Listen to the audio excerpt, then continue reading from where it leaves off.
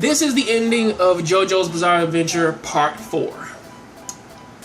Welcome to another episode of Recap Corner. I'm your host, Papa J, talking to everybody about what is going on in the animes that I watch with my eyeballs. And this is by far one of the funnest endings, or at the very least, the most unexpected endings in any anime that I've witnessed in a very long while.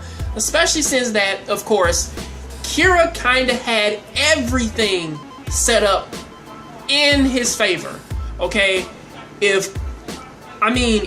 successfully killed off the entire party. Okay, he successfully killed off the entire main cast. Technically, he did win in a timeline. So again, they really can't knock Kira because again, he did win in a specific timeline.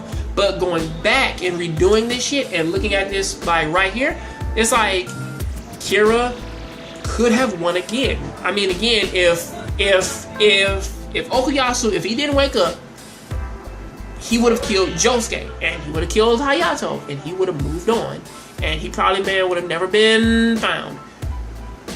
Then also on top of that, even with him being found now, with this whole thing of him like talking to that doctor and telling her all about his life and shit, and then shooting by the dust upon her, and then was about to ignite it.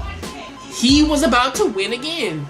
You know, and for a second you thought that he did win. You know, until they actually replay the entire scene again, then they show you the most circumstantial shit ever.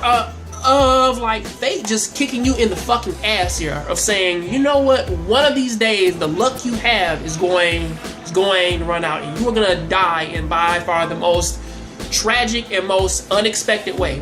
Because again, they spent their time trying their hardest to find Kira and pretty much like bring him to justice for this ghost.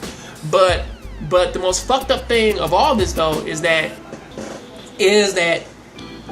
of course they stopped him from using by the dust. Jotaro beat his ass and knocked him, and pretty much almost knocked him out. So they almost won.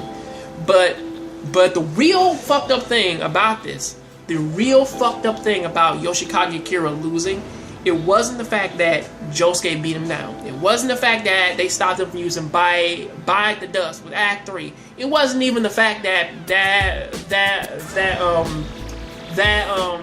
after all this stuff that pretty much happened, you know, it's like well now, you know, like that they just sort of figured him out like hey, at the end, and then they just cornered him.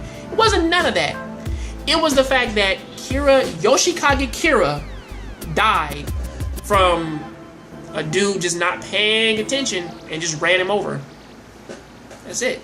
It's like the most abrupt and somewhat anticlimactic finish to a villain. To just watch him back over a fucking wounded man, and like when the guy's like, stop, somebody's behind you, and he just, oh snap, I didn't know that somebody was behind me. Then that's the end of that. It's fucked up in a sense, you know.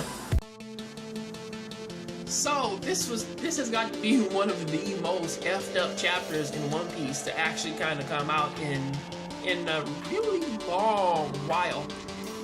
Well, before I jump into that, welcome to another episode of Recap Corner. I am your host, Papa J, talking to everybody about the animes and mangas that I rest my eyes on. And One Piece, I swear to God, is doing everything in their power to fuck over Sanji and make him necessarily come off as by far the most hurt motherfucker like in the One Piece series, or at the very least, they are trying their hardest to